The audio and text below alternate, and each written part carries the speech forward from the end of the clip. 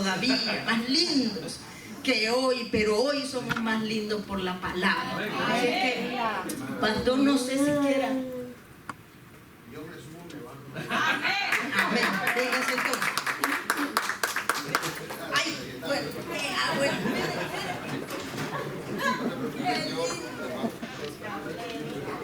Dios les bendiga. ¿Cuántos le pueden dar una ofrenda de palmas al Señor con todo su corazón? Dios ya le alabó.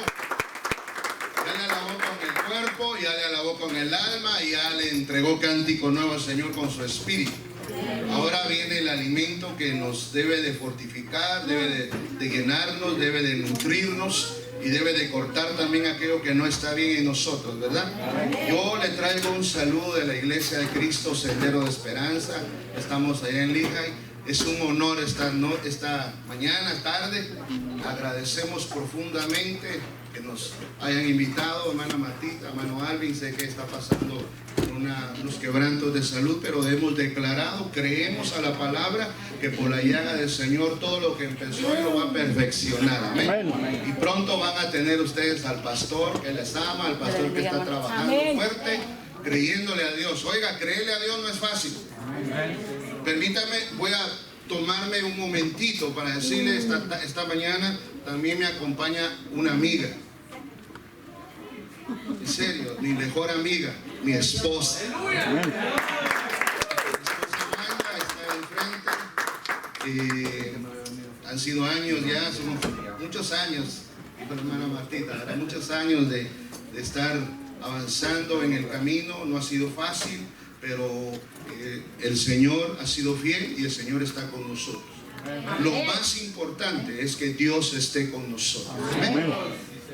Quisiera tal vez esta tarde, ya tengo unos minutos, no sé cuántos minutos tengo, pastora. Amén. 1 hora, 2, 3. Al final nos vemos hasta la otra semana, ¿verdad? Bueno, yo ya no los veo. Y si Cristo viene, nos vemos en las nubes. ¿Cuántos están listos? Bueno, yo quisiera esta tarde, estuve orándole toda la semana desde que el pastor Alvin me hizo la invitación. Estuve pidiéndole, Padre, dame la palabra que el pueblo necesita. Y acostumbrados, hermanos, a predicar la palabra como el siervo de casa acá. Estamos en un ministerio de la misma naturaleza que Benecer. Nosotros venimos de la raíz de Elí, Guatemala, con el doctor Ríos Paredes. Y entonces estamos plenamente identificados. Seguimos predicando que Cristo viene pronto y que la novia debe estar bien, preparándose la novia, siendo ataviada por el Espíritu, siendo preparada por el Espíritu.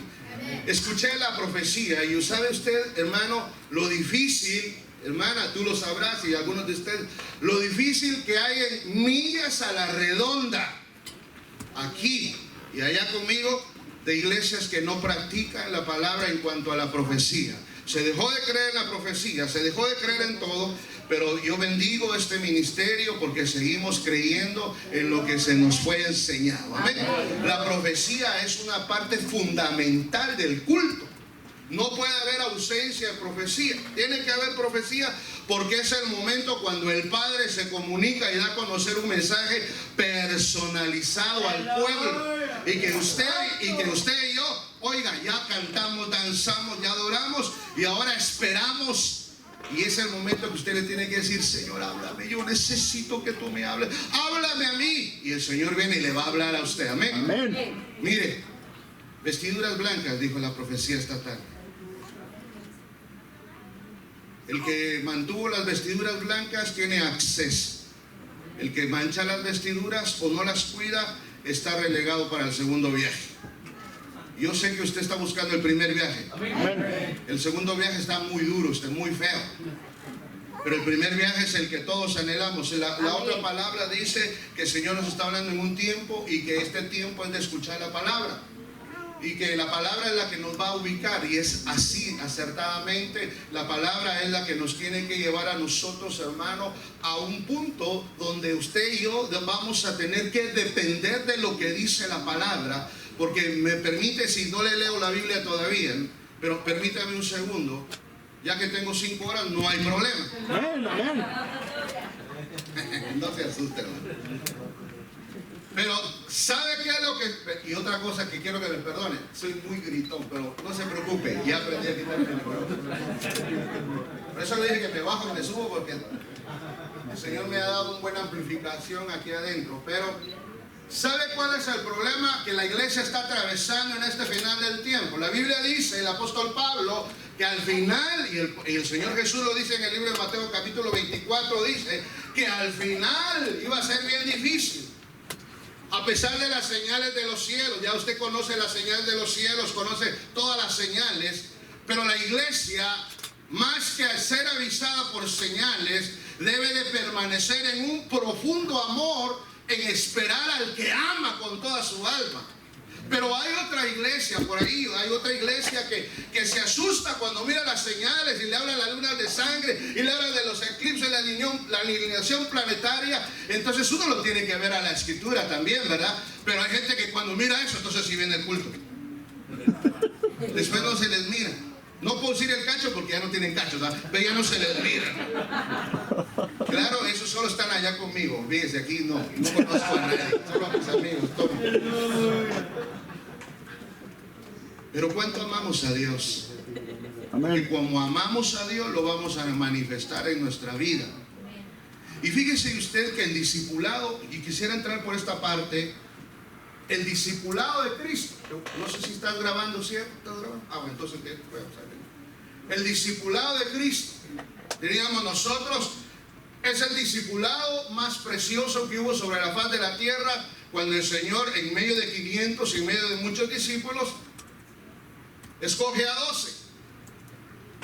Esos 12 discípulos escucharon las mejores enseñanzas, escucharon, hermano, el andamiaje del evangelio que se iba a promulgar y que se iba a adelantar en medio de ellos por medio de la prédica después del ascenso de Cristo a las nubes.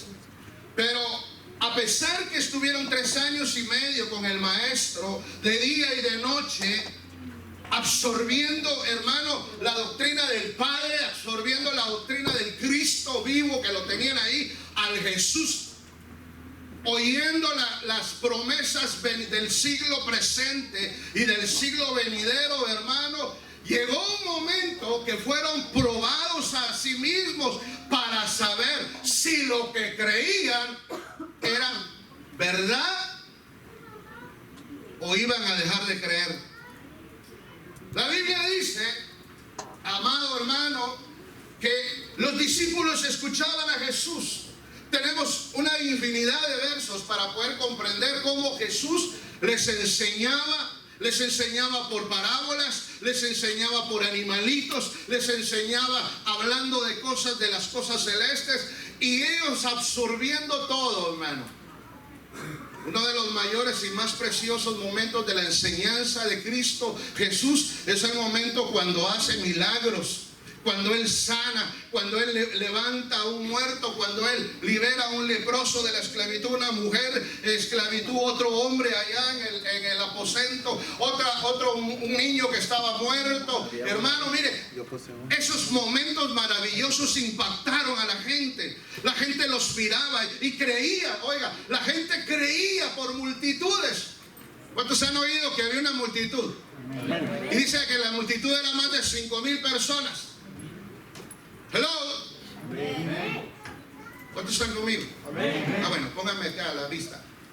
Eran más de 5,000 personas, pero no por ser multitudes de 5,000 personas, todas estaban en el lugar porque amaban al maestro, la mayoría, sino es que todos los que estaban ahí amaban los milagros, amaban los beneficios, amaban que Dios, que por medio de Cristo ellos recibieran algo, aunque ellos no hacían nada, no tenían fe, es más, no creían a la palabra. Jesús se voltea y los mira y le da compasión en su corazón porque los vio como ovejas, como sin pastor. ovejas que no estaban congregadas, ovejas que no estaban siendo ministradas, ovejas que no estaban siendo alimentadas, ovejas que no les estaban quitando los gusanos de las narices, ovejas que estaban, hermano, todas llenas de pulgas, garrapatas, chinches y a saber qué cosas más. Dice la Biblia, hermano, que eran ovejas pero estaban sin pastor, y entonces Él tuvo una gran misericordia de ellos, ¿verdad? Pero yo le estoy hablando esta tarde de un discipulado que estuvo a la par de Jesús, por lo menos los 12 y los 3 más íntimos, Juan, Jacobo y Pedro, los amigos del Señor, y entre ellos había uno que se recostaba en el pecho de su maestro. Pero yo tengo que contarle a usted algo muy triste, pero después se va a poner usted contento. Amén.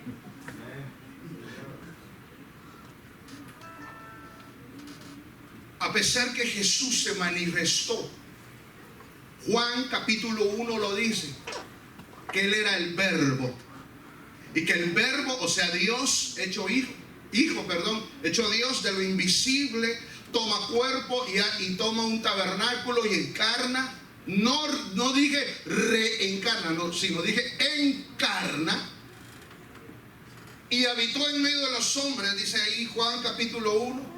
Y sigue Juan hablando de las gloriosas, del glorioso nivel del Jesucristo allá en los cielos, pero que de lo invisible toma cuerpo material y se materializa, pero no deja de ser Dios, sino que es Dios y es hombre en una sola persona. Y empezó él a enseñarle a los discípulos lo que yo le estoy diciendo. El mejor discipulado que yo he encontrado en la Biblia es el momento en que Jesús los tiene sentados y les empieza a hablar, hermano, de las cosas que han de venir y que han de suceder. Pero llega el momento de la prueba más difícil para el discipulado, y es que era necesario que Jesús fuera tomado, que fuera lastimado, que fuera, hermano, llevado a la cruz del Calvario, que muriera en la cruz del Calvario, que derramara su sangre, para que todos fuéramos o pudiéramos recibir el perdón de pecados. De manera que Juan 1:12 dice que todo aquel que cree en el Hijo le da el derecho de llegar a ser hecho hijo de Dios. En el verso 18 dice, pero los que no creyeron ya han sido condenados. Entonces, hermano, Jesús es sepultado. Se lo estoy hablando rápido porque en realidad esto solo es la intro. Usted le puede dar un aplauso a Cristo. Y le puede agregar un ¡Gloria! ¡Aleluya! Si en algo le van a conocer a usted aquí en Bonita, es que es una iglesia que alaba al Señor en todo tiempo. Amén. Se llevaron al maestro. El discípulo Pedro, hermano, usted sabe, dice la escritura, arremete contra los romanos y saca la espada. Y entonces nos hemos preguntado todos, ¿verdad? Un discípulo íntimo, pero que no deja su armamento bélico. Es como tener un pastor o un escudero, un anciano que siempre viene con su 9, bueno, ahora tan de moda las grandes, ¿verdad? No sé cómo se llaman, las AR, no sé qué cosa. Y le vuela, dice, gracias a Dios que era un pescador y no tenía pulso, porque si hubiera sido un arquero le vuela la cabeza. Le tiró a la cabeza y le pegó a la oreja, gracias a Dios, ¿verdad? Pero el asunto es que tanto tiempo había pasado con Jesús y no había comprendido el amor, ni el perdón, ni nada de las revelaciones, sino su conducta aún estaba y permanecía ahí, que en el momento de la prueba sale lo que verdaderamente hay. Ese es Pedro. Cuando podríamos entrar en la fotografía o en la escena del momento de la captura de Jesús, miramos a los demás, busquemos a los demás y te vas a dar cuenta que no hay ni uno. Todos corrieron. Y esos eran los que le amaban. Y eso es lo que dijeron, no, Señor, estaremos contigo hasta la muerte, como Pedro, ¿verdad? No quedó ni uno de los discípulos. Pero bien, escuchen. Jesús les había dicho, es necesario que yo padezca. y que al tercer día Él iba a resucitar con gloria y con poder. Se los había ministrado, se los había anunciado. Aún en la última cena levanta la copa y les dice: este es el nuevo pacto en mi sangre que por vosotros es derramada. Hagan esto cada vez. Y les está hablando constantemente de la revelación. Pero ¿sabes qué? Ellos estaban tan acomodados, estaban tan seguros de que no iba a pasar nada, que oían las instrucciones gloriosas, pero no las tomaban en cuenta. Y te explico por qué. No las tomaban en cuenta hasta que ellos tuvieron que tener una experiencia personal con el Señor Jesús, porque dice la palabra que Jesús murió y fue sepultado. Cuando Jesús es sepultado, todo el mundo agarra por su camino. Encontramos a dos que van camino ¿a dónde? A Emaús. Ahí dice la escritura que iban hablando de un hombre cuando otro se acercó y él les oyó hablar y dijo: ¿Qué habláis en vuestros corazones? ¿De qué están hablando? ¿Acaso tú eres el único forastero? ¿Acaso eres el único que no se ha dado cuenta de lo que ha acontecido? Y empezó no, ¿qué pasó? Y empezaron hermanos, no se habían dado cuenta que su maestro había cumplido la resurrección. Lo más impresionante que yo he encontrado en la palabra es gente como ellos, que su Cristo era buenísimo, era estupendo, era glorioso cuando estaba en el culto, pero cuando acabó el culto, cuando terminó, hermano, en la muerte, se les olvidó, les entró una amnesia espiritual y no se recordaban que Él había prometido que el tercer día iba a resucitar. ¡Aleluya! ¿No puedes decir gloria a Dios? A ver, dígalo conmigo: gloria a Dios. Se les olvidó que Jesús les había enseñado que era necesario morir para levantarse al tercer día y levantarse con poder, y de la misma manera que Él iba a ser resurrecto por medio del Espíritu Santo, vosotros también viviréis. El Señor Jesús se lo dijo a María y a Marta allá cuando Lazarito estaba, hermano, petateado, muerto, escamí, caput, and dead. Yo soy la resurrección y la vida, y el que esté muerto en mí, aunque esté muerto, dice la Biblia, vivirá. Ahora bien, pero a ellos se les olvidó.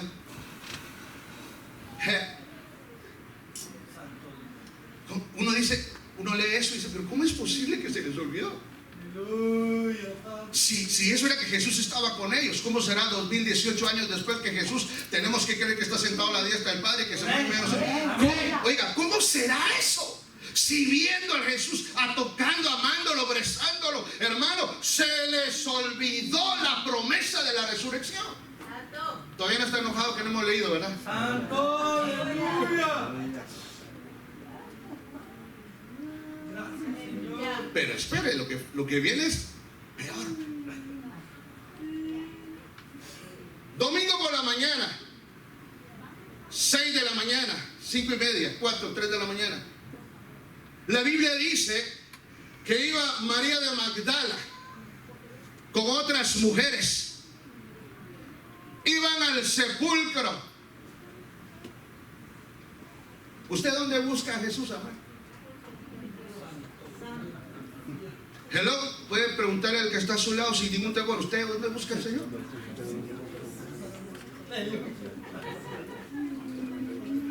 Entonces le van a decir: en el culto, o en la iglesia, todo tiempo. Esa es esa actitud, ¿verdad? En verdad le preguntó, hermano, yo no vi que le contestara.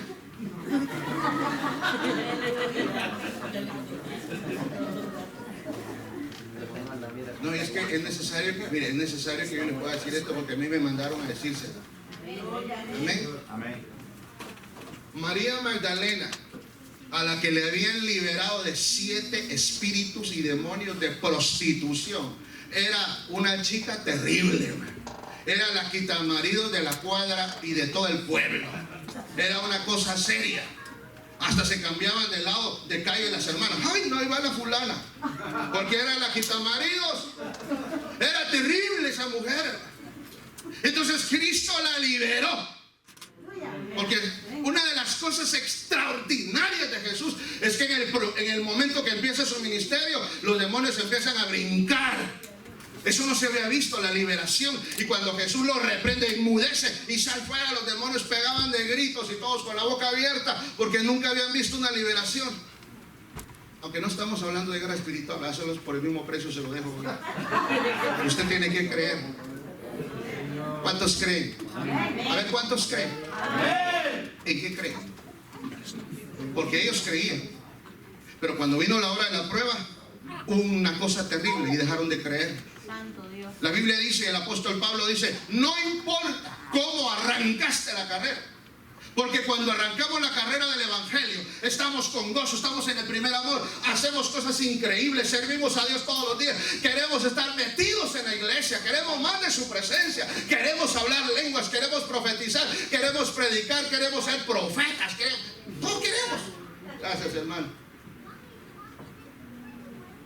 No importa cómo arranque la carrera, el problema es cómo la vas a acabar. Si la vas a acabar o cuántos la irán a acabar, y si la van a acabar, en qué lugar van a llegar. Yo no vine a motivarlo, hermano, tampoco vine a motivarlo. Señor, reprenda al diablo. A usted lo que lo tiene que ministrar, igual que a mí, es el precioso Espíritu Santo. Amén. Gloria a Cristo. Porque el Señor, hermano, no nos envía prédicas motivacionales. Eso es humanismo, eso es de lo que están predicando por todos lados, excepto en la casa de Dios, excepto en Crónicas Alianza. Aleluya. Ahí va Magdalena y las mujeres a buscar al que era el creador, a buscar al hacedor de la vida, a buscar a aquel que le había libertado, el que les había dicho que resucitaría con poder. Va a buscarlo nada más y nada menos que al sepulcro. Ahora, ¿por qué el sepulcro? ¿Por qué va al sepulcro? Porque para ella todo estuvo lindo y hermoso y precioso, pero se murió. Según ella, iba a ungirlo. Según ella, iba a darle las honras fúnebres post-mortem. Qué impresionante encontrar una iglesia comprada con la sangre de Cristo, lavada con la sangre, sanada, liberada, pero que se le olvide la promesa de que Cristo vuelve. Y de eso es lo que se están llenando muchas iglesias. Otros evangelios, lo dijo el Señor, lo dijo Pablo, otros evangelios que ya no apuntan al cielo, que ya no apuntan a decir prepárense en santidad porque Cristo viene pronto a las nubes, el shofar pronto sonará. Hoy no se está predicando eso. Y no vamos a hablar de qué se está predicando, sería perder el tiempo. Regresemos con Magdalena. Magdalena iba con un corazón sincero, por supuesto, pero iba sin convicción. Iba sin fe. Su fe no le alcanzó para creer que ella vería a su maestro resucitar. Cuando ella está ahí o llega, encuentra que la tumba está abierta, vacía, y se pone a llorar. Mire, hermano, todavía eso hubiera sido como para que ella reaccionara, pero ella todavía mira los lienzos doblados y dice, oh my God. Mire, nos reímos hoy, ¿verdad? Pero ¿qué sentiría ella en el dolor? Le había robado el cuerpo de su maestro.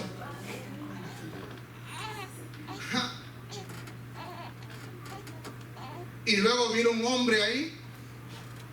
Y según, mire, es que es increíble. Según la revelación que tenía en ese momento, para ella era el enterrador de muertos. El autor de la vida lo compara con el enterramuertos. Estoy hablando de una mujer que tuvo bendición y liberación. Y le dice, ¿dónde le has puesto? Y entonces él le abre los ojos y ella lo reconoce. Cuando él le da Magdalena, María, él le habla, ella lo reconoce Entonces intenta abrazarlo y la detiene. Todavía no me puedes abrazar porque voy al Padre. Pero ¿sabes qué? Avísale a los demás. La escena todavía se pone más cruda. Hemos hablado, mire, hemos hasta malinformado al pobre Tomasito. De un incrédulo el Tomás. Todos eran incrédulos, hermano. Dice la Biblia, todos estaban incrédulos. Entre María Magdalena, que no le alcanzaban los piecitos, hermano, para llegar. Y entra y prorrumpe en el aposento donde están. Y todos estaban en solemne actitud. Buena gente. Buenos consejos. Era el día 3. Por eso cuando el Señor dice que volverá, es que volverá. El pueblo lo debe de esperar con algarabía, con gozo, con alabanza, con flauta, con pandero, con arpa, con grito. ¿Sabes por qué? Porque si Él venció, vosotros también venceréis. Y entra María Magdalena corriendo. ¡Bum! Y todos los hermanos se espantan, hasta las moscas que estaban ahí ministrando. Era lo único que se veía. Y dice la palabra que dice, he visto al maestro, ha resucitado, ha resucitado. Y todos la voltearon a ver y dicen, no, eso no es posible. Pedro diciendo que no es posible. Juan que se acostaba en el pecho. Jacobo y los demás, no estaba Tomás. Y dice la Biblia que salieron corriendo a ver si era cierto. Ese es el discipulado de Jesús. Esa es una pequeñísima evaluación. Que los que tenían que creer dejaron de creer. Así es. ¿Cómo serán estos tiempos tan difíciles? Finales, cuando la Biblia declara por medio del Señor y por el apóstol Pablo que en el final del tiempo va a haber un tiempo antes de que venga Él, viene un tiempo de apostasía, donde la gente va a decepcionarse de lo verdadero por irse por otro lado, hermano, y van a dejar lo verdadero y van a empezar a cambiar sus ritos y sus cultos y sus adoraciones por otro lado. Si a los primeros les costó, ¿cómo no les irá a costar a los finales? Ahora, pero hay una esperanza, hermano. Jesucristo dijo, antes de subir al cielo, dijo, hey, no se muevan de Jerusalén hasta que el Espíritu los llene de poder. Porque cuando venga ese poder, ustedes van a poder avanzar. Capítulo 1, verso 8 del libro de Hechos dice, y recibiréis poder cuando el Espíritu Santo venga sobre vosotros. Ahora bien, esa promesa no es solamente para los que estaban en el aposento alto. Escuche, se reunieron voy a regresar al primer aposento de la frustración. El aposento del dolor, el aposento que es aposento pero de tristeza, de dolor, de amargura. Donde estaban llorando acongojados, tristes, porque se les había acabado el avivamiento. El avivamiento de Jesús se les acabó. Se les olvidó la llegada del Espíritu Santo, se les olvidó que vendría como consolador, se les olvidó que venía para guiarlos y convencerlos de todo pecado, de todo se les borró de la mente. El Señor Jesús, mientras estaban hablando, dice la Biblia, entraron los dos que venían de Emaús, que iban a Emaús, pero que me lo regresaron. Y regresaron testificando que habían visto al Maestro. María había visto al Maestro. Pedro y Juan salieron corriendo, hermano, y fueron a encontrar la tumba vacía. Y regresan a declarar, está vivo. Y entonces empezaron a sentir esa administración de que, oh, entonces sí es posible. Como que sí está serio el asunto. Como que sí Dios puede cumplir. Y todavía entra el Señor, dice, atraviesa la pared, hermano, y le dice, pasa a vosotros. Caen en causa.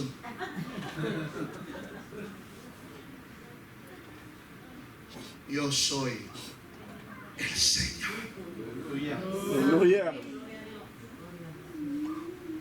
Perdónenme por lo que les quiero preguntar, pero ya llevo 27 minutos, Padre, en la intro, hermano, Padre. Aleluya. Qué pena. Pero para usted, ¿quién es el Señor? O sea, habla a nivel general, lo mismo pregunto en la iglesia. Para la iglesia, ¿quién es el Señor? El que le da dinerito, el que le paga las deudas, el que le resuelve los clavos que usted mismo hace. ¿Qué es para usted? Porque al Señor lo tenemos a veces de mandadero, ¿viste? Señor, págame la deuda. ¿Y quién te mandó a meterte a deuda? Dios, ¿te paga la voz?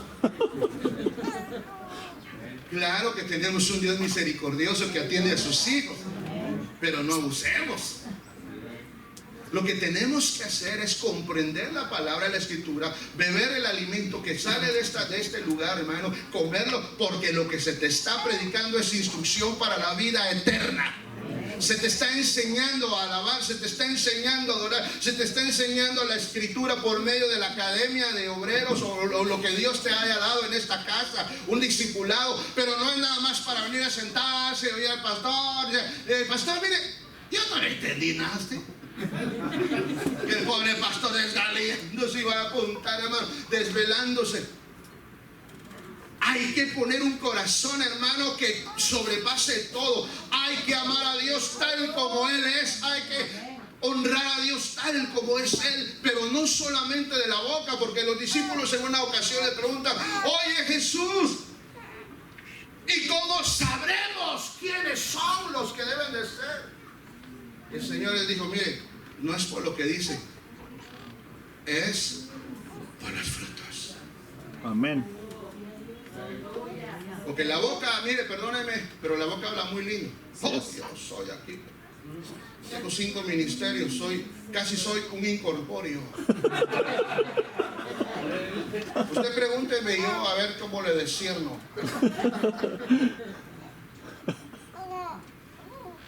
Es impresionante, ¿verdad? Pero el que ama a Cristo mantiene un espíritu humilde. Mire, a mí, yo le voy a contar un testimonio entre 8 millones de testimonios que debería contarle, pero que usted no quiere oír porque son 5 horas, ¿verdad? Pero una noche, un día estuve yo pensando y decir: Señor, ayúdame, ¿cómo le explico a la iglesia? Señor, ¿qué es ser manso y qué es ser humilde? Tú dices: aprended de mí, que soy manso. Pero ¿cómo les explico, Señor? Si yo ni lo entiendo tan claro, ayúdame, Señor. Y una madrugada el Espíritu Santo me visitó y me explicó, y jamás se me olvidó.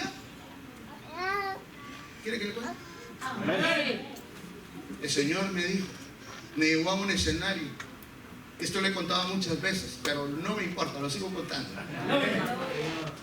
El Señor me llevó a un escenario, hermano, y en ese escenario metieron un gran caballo blanco. Precioso, un caballón. Ahí sí que qué caballón. Pero el caballo, a la parte de la persona que yo estaba, que era el Señor, me dice: mira ese caballo. Y el caballo, hermano, empezó a hacer y a relinchar y a patear y a hacer de todo, un relajo. Peligroso el caballote. Me dijo el Señor: te voy a enseñar qué es ser manso. Amén. Y el personaje que estaba conmigo, que nunca le vi el rostro, se fue y se subió en el caballo y apretó las piernas y la agarró del... no sé cómo le llaman, si es pelo, cabello, pescuezo. Lo agarró así. Y el caballo empezó peor, hermano. Pero poco a poco se empezó a controlar y a controlar hasta que le quedó nada más el...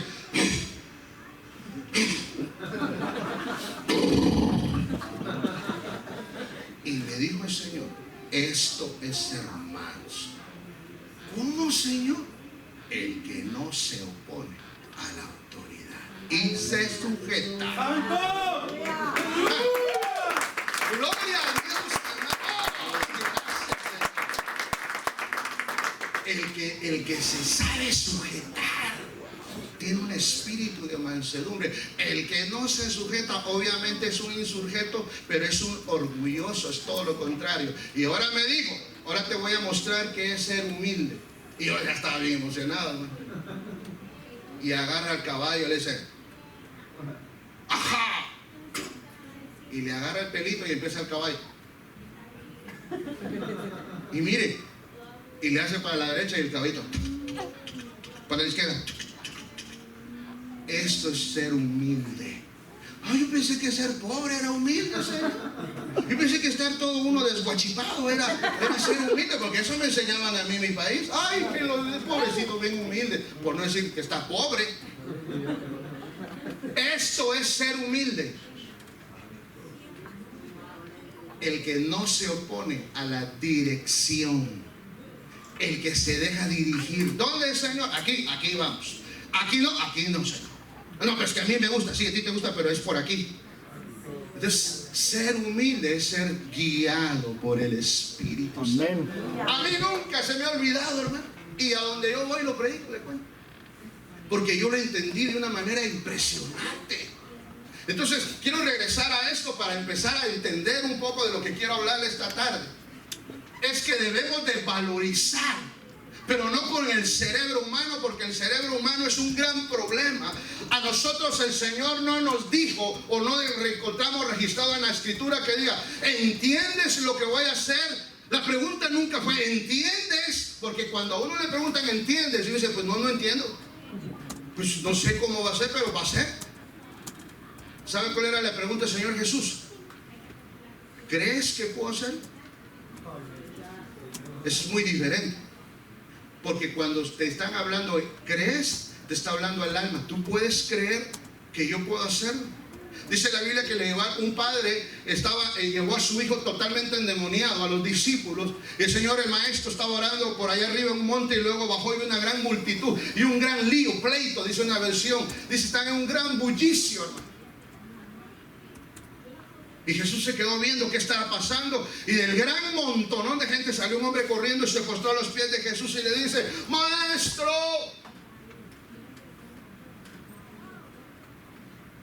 mi hijo está atormentado por demonios. Necesita liberación. Lo traje con tus discípulos y nada pudieron hacer.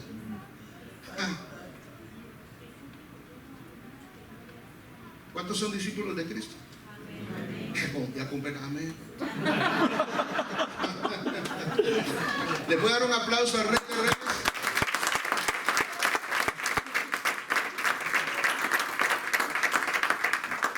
Lo traje a tus discípulos y nada pudieron hacer. El Señor Jesús cambia el rostro, se molesta, voltea a ver a los discípulos y les dice, generación incrédula,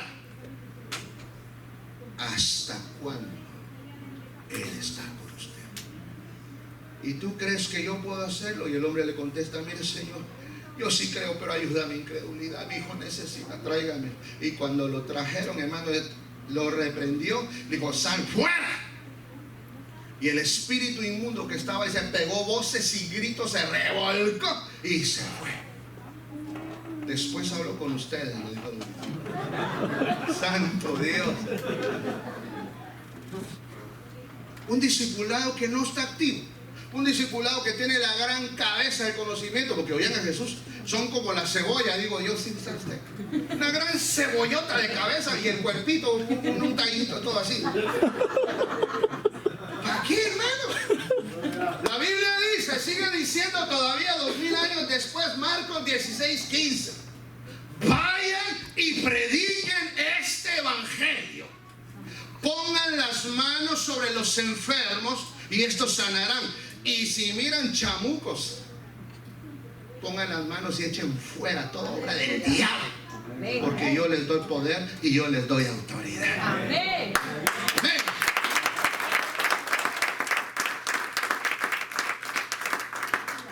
¿Qué tiene que hacer la iglesia hoy? Creer. No dejar de creer, porque para dejar de creer se están llenando las iglesias que creen en otras cosas. Pero usted y yo, que se nos ha anunciado al Cristo, que pronto es la parucía, usted y yo debemos de estar enamorados, creyendo que viene pronto. Y si tardare, no importa, yo sigo creyendo con toda el alma, con toda la pasión que hay en mí, porque lo que Él dijo se ha de hacer. El problema es que la gente se desespera.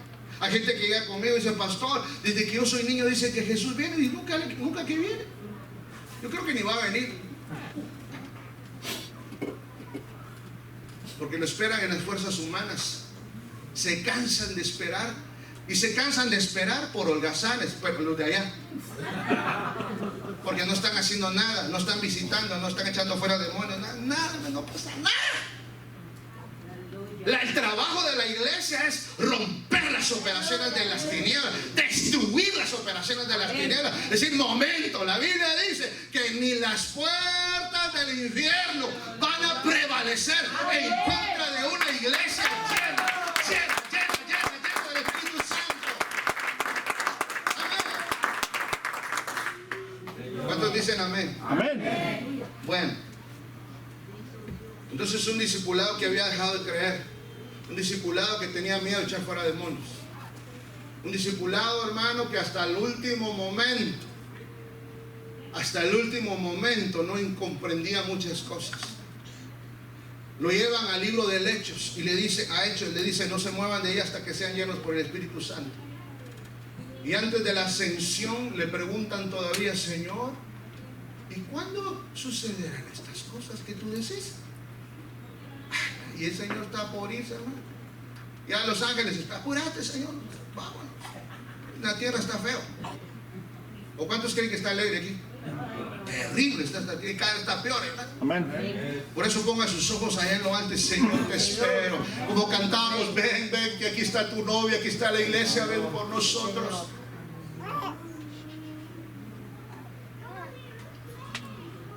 Mire, amado hermano, esta tarde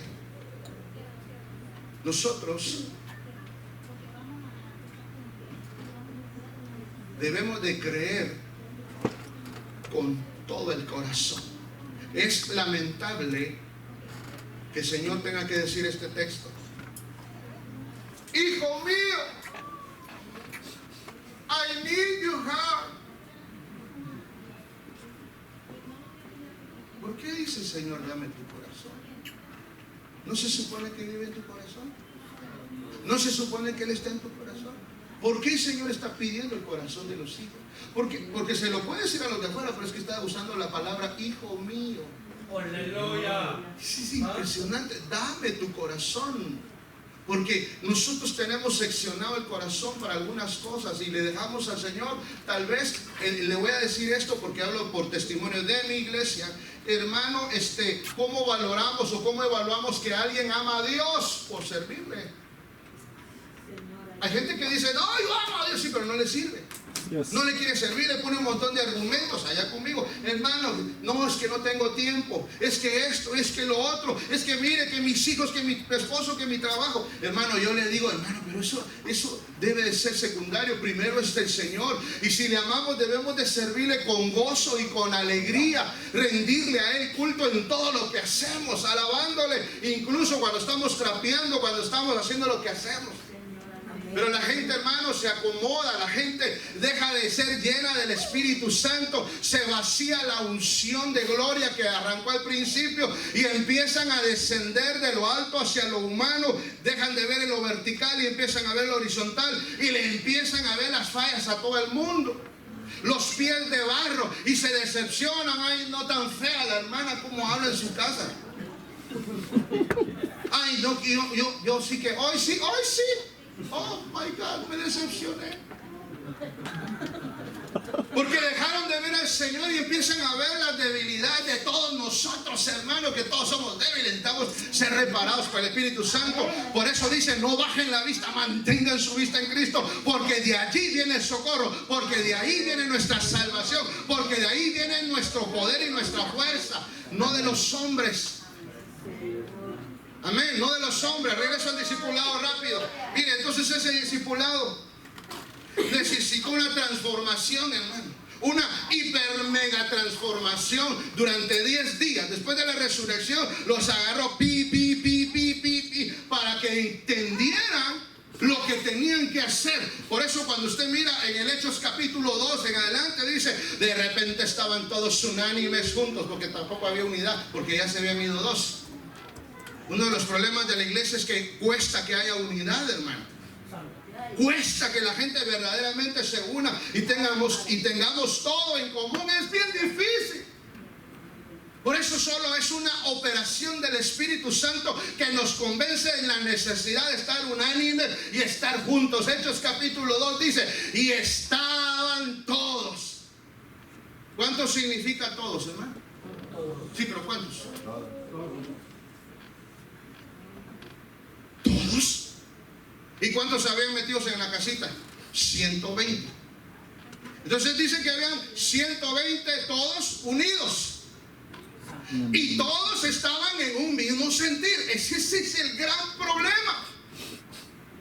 No está la iglesia en un mismo sentir. Cada quien tiene un sentir diferente. Pero si nos afinamos, si dejamos que el Espíritu Santo como a ellos nos afine, hermanos, nos alinee a todos, entonces aquellos 120 estaban ya listos.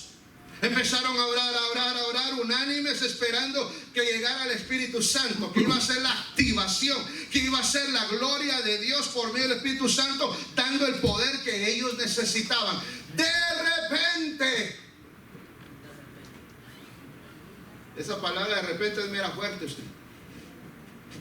Porque ahí, cuando dice de repente es porque dice ahora, dijo Dios. Y el Espíritu Santo sale del lugar del Padre.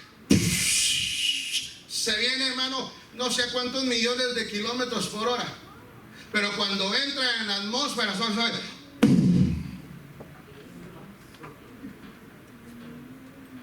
¿Cuántos despiertos dicen amén?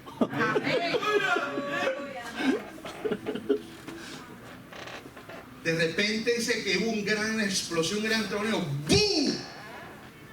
Que todas las ciudades, hermanos, se asustaron y dijeron, algo cayó, algo pasó, vamos a ver. O sea, de ser mirones no es de ahora usted. Usted una buena 75, una cola de una hora, hermano. ¿Y qué pasaría? Saber qué pasaría. ¿Y qué pasa? Saber qué pasa.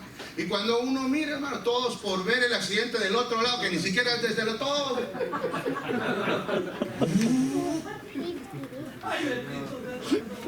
Mirones somos, ¿verdad? Y fueron todos a ver qué había pasado. Pero mientras estaban corriendo, dice, de repente entró un viento recio en todo el cuarto, hermano, y se arremolinó. Y los que estaban adentro empezaron a temblar y empezaron a gritar porque la potencia de Dios que había entrado estaba estremeciendo los cuerpos, hermano. Estaba liberando aquello que habían dejado de creer. Estaban recibiendo un toque maravilloso. La promesa del Señor Jesús que dijo, el Espíritu Santo vendrá sobre ustedes y los llenará. Oiga, los llenará. ¿Por qué nos llenará? Exacto. Porque estamos vacíos. O por lo menos ellos así lo pueden decir, ¿verdad? Y los empezó a llenar. Hermano, jamás habían sentido la gloria. Yo espero que usted ya haya sentido esa gloria, hermano. Pero ellos no la habían sentido y empezaron a temblar. Y empezaron a brincar y empezaron a gritar. Y cada vez gritaban peor, eran peor. Hasta que los de abajo dijeron, oh, están locos.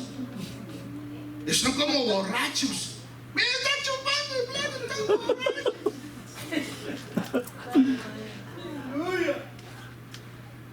Y dice que todos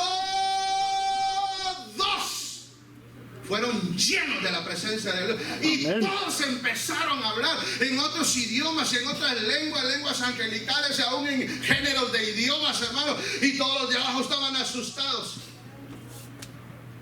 Lo que había sucedido ahí, hermano, era la llegada del Espíritu Santo prometido, que iba a tomar a la iglesia de la mano y les iba a decir, bueno, ya llegué, ahora vamos, yo los acompaño y vámonos en el nombre de Jesús.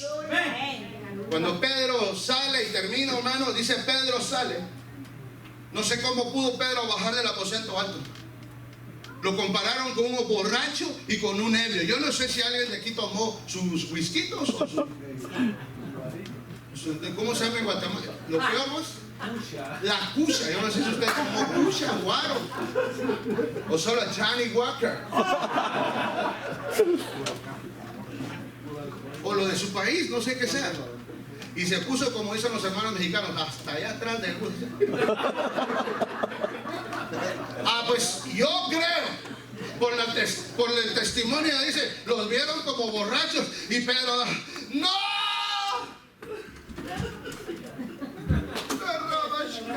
Y hablaba en lengua. ¡No están borrachos! Pero él parecía borracho, hermano. Le pregunto, ¿usted ya llegó a ese nivel? Ya se imagina usted este lugar que todos están borrachos, hermano, del Espíritu. Amén. Gateando.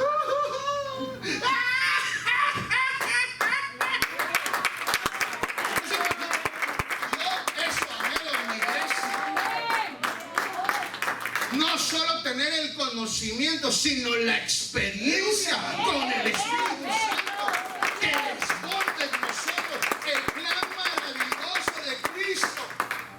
Y Pedro, se baja y dice, estos no están borrachos. Esto es para que se cumpliera lo que el profeta dice, Joel capítulo 2. En el último tiempo derramaré de mi espíritu y toda carne.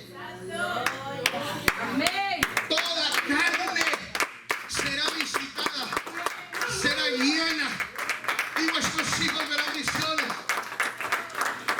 Hermano, mire, sacaron al discipulado teórico al práctico. Que cuando Pedro está hablando ahí medio sosteniéndose de alguna columna, hermano, con la ayuda de no sé quién, porque los de allá estaban llenos, de plan un mirón, ¿verdad? Yo lo ayudo, pero yo lo ayudo. Pedro dice, así que arrepentís y convertíos para que vengan tiempos de refrigerio.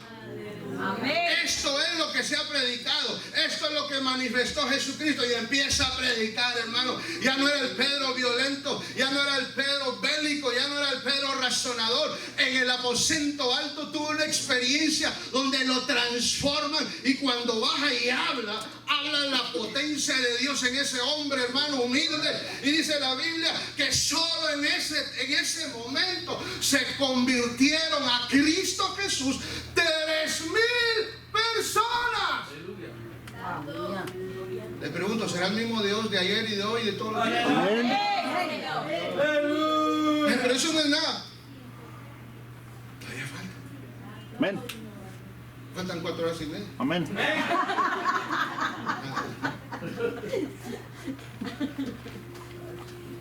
Se alborotó Jerusalén usted. Pero honestamente se alborotó. Y se llevan a Pedro para allá, ¿qué estaba pasando? Y se va al pórtico de Salomón, ya más tranquilito. Pero bien, y empieza a predicar la segunda vez. Y cada vez que hablaba, y la gloria de Dios y el respaldo de Dios quebrantando, ya el Espíritu Santo estaba convenciendo, tocando corazones. Cuando él dijo, ¿cuántos quieren dejar entrar a Jesús en su corazón? Hermano, ¿sabes cuántos levantaron la mano? 5,000. Por lo menos en un día o en 2 días, ya la iglesia tenía 8,000. ¡Aleluya! 8,000. ¿Sabes cuánto es una iglesia de 8,000? Una iglesia de 8,000. Es un gentío impresionante. Con uno que estaba lleno y que estaba actuando conforme la palabra decía que tenía que actuar.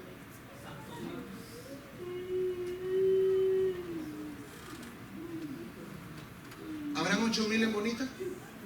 Gente que no conocen a Dios. ¿O habrán un par de millones? ¿Cuántos habrán? ¿Alguien sabe cuántos de population?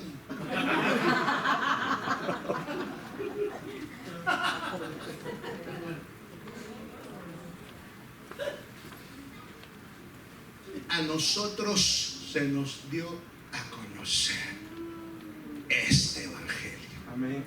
El apóstol Pablo dice, no me avergüenzo del evangelio porque es poder de Dios. Amén.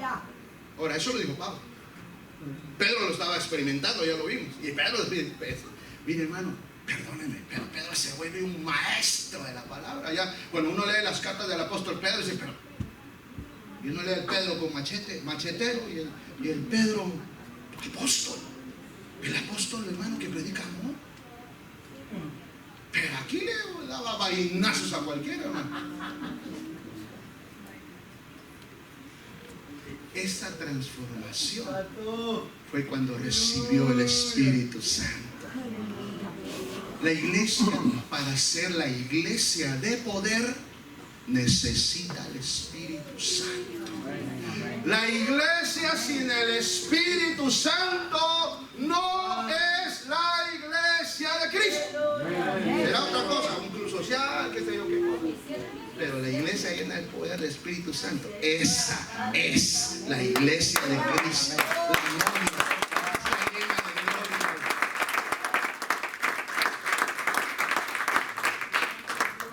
Ahora bien, ¿qué fue lo que impresionó a la gente que hablaba en lenguas?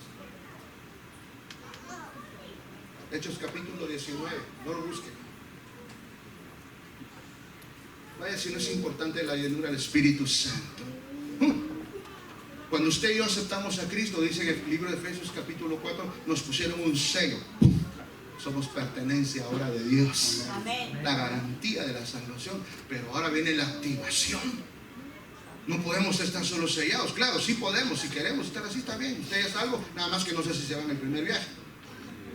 Pero las manifestaciones del Espíritu las necesita la iglesia. Es el poder, el hablar en lenguas, el profetizar, el tener los dones que la Biblia dice, los 9 dones del Espíritu Santo. El Espíritu Santo se los va a dar a la iglesia conforme la iglesia va avanzando y creciendo. Claro, vienen asuntos del enemigo que siempre trata la manera de hacer problemas, pero los que estamos en el Señor podemos, hermano, entender que el diablo tiene maquinaciones para tratar de destruirnos, pero él está derrotado, está vencido. En la cruz del Calvario el Señor lo publicó, ¿verdad? Públicamente. Lo hizo público el acta que estaba en contra de nosotros. Para tratar de resumir y terminar algo que no podría terminar en 4 horas, o en 1 hora, perdón. Quiero decirles con todo mi corazón, usted necesita ser lleno del Espíritu Santo en todo tiempo. La unción viene fresca y usted es lleno, pero usted constantemente debe de llenarse, porque esa unción se va consumiendo en uno mismo. Los del discipulado de Jesús cambió todo hasta que tuvieron la llenura. A nosotros ya nos dan la llenura, nos dan la promesa. El Espíritu Santo está activo ya. Ya solo es cuestión de anhelarlo, pedirlo, decirle: Señor, lléname con tu Espíritu Santo. ¿Para qué? Para ser poderosos, para echar fuera demonios, hermano. Mire, a mí jamás se me olvida la primera experiencia de echar fuera demonios en este país. Y ahora sí te miro. Si quieres subir el hermano del piano, amén. Nunca se me olvida. Nunca se me olvida. Porque yo durante 2 años estuve predicando y el Señor allá en Guatemala, mire que la gloria, y echamos fuera espíritus de muerte, espíritus de parálisis, y la iglesia crece. Y la gente me miraba, bueno, los 4 o 5 que eran al principio, ¿verdad? Y había uno de esos que me decía así siempre: ¿y dónde están esos demonios que vos decís? Así me decía, hermano. ¿Y dónde están esos demonios que decís? Y nosotros llevamos 2 años predicando que el Señor salva, liberta, sana y todo, hermano, y no habían demoniado. Y yo iba a echar y nada, hermano. Como que hablara yo aquí con la pared y nada. Y un día, hermano, hablando con mi esposa, le dijimos: Señor, por favor, ten misericordia.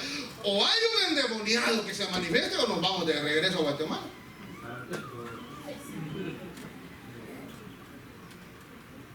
Perdónenme, eso soy yo. Yo soy un poco loquito.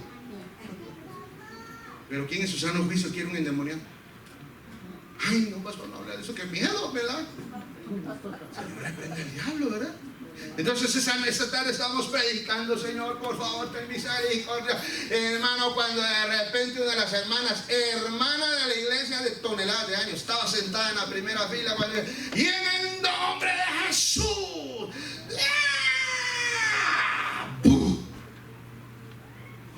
enterrar a los hermanos, todos amontonados por allá. Nunca en su vida habían visto una liberación. 3 días y medio, mi esposa, mi hermana y yo, con esa hermana en su casa. 3 días y medio de arduo trabajo para una liberación. A partir de ese momento, todos creyeron en el poder de Dios. Y empezó la iglesia a activarse, hermano, y se empezó a crecer. Bueno, bendita misericordia, lo que el Señor quiera darnos allá. Pero la iglesia tiene que tener ese poder. Usted tiene que tener ese poder. Eso no es de determinado ministerio, no. Ese es del ministerio mayor de todos los ministerios. Ese es de Cristo, que nos envió a su Hijo y nos dijo: no los dejaré huérfanos. Enviaré a mi Espíritu, o enviaré al Espíritu Santo, para que Él les enseñe y los lleve a toda verdad. Yo quiero invitarle a que se ponga de pie esta tarde. Perdóneme si no abrimos la Biblia, perdóneme. Pero ya la Biblia usted la tiene marcada en su corazoncito, ¿verdad? Todo lo que yo le hablé de María, de Magdalena, está en Lucas. Ahí lo busca. Y Lucas está entre Génesis y Apocalipsis. Por ahí lo va a encontrar. Ahí puesto de pie, yo quiero invitarle a que usted cierre sus ojos. Perdón, me excedí un par de minutos. Con tus ojos cerrados.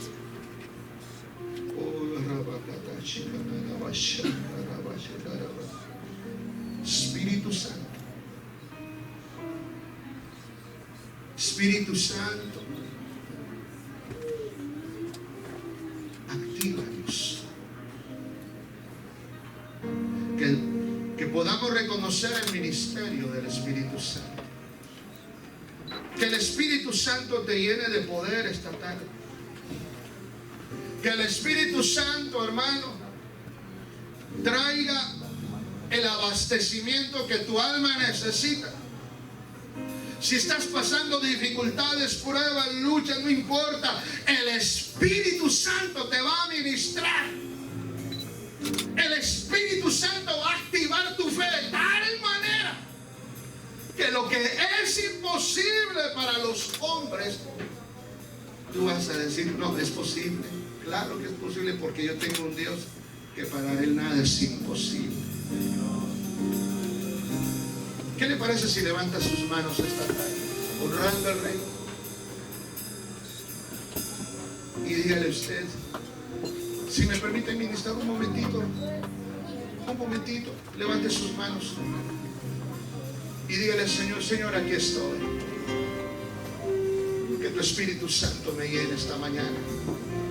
Y cuando yo salga de esta puerta, sea como los del aposento alto, dispuestos a luchar las batallas, dispuestos a predicar, dispuestos a hablarle a los vecinos, a todo el mundo, que aquí en Bonita hay una iglesia de poder, hay una iglesia donde el Espíritu Santo es real.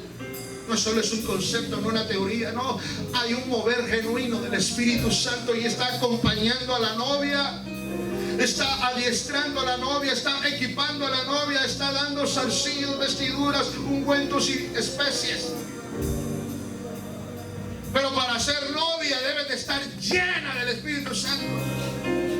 No es solo decir yo soy novia, sí, eso es un buen deseo y te lo aplaudo, pero no es solo decir yo quiero ser novia, no, tiene que haber frutos. En una ocasión Jesús pasó por la higuera y vio que la higuera no tenía frutos, era higuera sí, pero no tenía frutos, y dio una orden, dijo: córtala. Y aquel que estaba a cargo dijo: Señor, por favor, no la cortes, dale un tiempo más, dale oportunidad. Tal vez preparando la tierra, abonándola, da frutos, Señor. Y el Señor dijo: ok, lo dejaremos un tiempo más, pero si no da frutos, será cortada.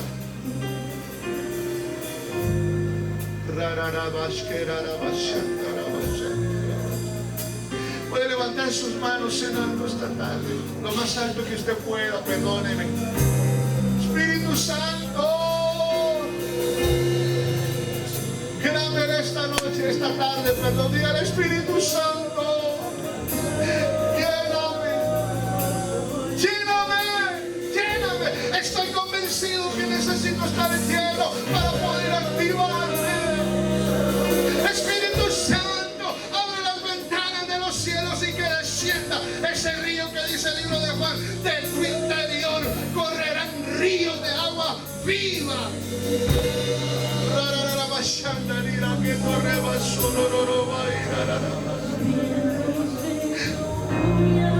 Salga de la comodidad, iglesia. Salga de la comodidad. Atrévase a decir: el Espíritu Santo, tócame esta mañana. Tú necesitas el toque del Espíritu Santo. Tú necesitas un toque del Espíritu Santo. Porque cuando el Espíritu Santo haya venido sobre tu vida, lo que no podías dejarlos, lo vas a empezar a dejar, porque Él es la potencia, es el poder, es la autoridad que se nos ha sido dada para que acompañen a la novia. Tus temores van a quedar a un lado, tu fe va a aumentar cada día más y nunca vas a dejar de creer que Cristo viene pronto. Viene pronto en las nubes, pero viene por una iglesia llena, viene por una iglesia que se ha cuidado, por una iglesia que tiene vestiduras blancas, pero dice, y que esas vestiduras resplandecen, vestiduras que resplandecen.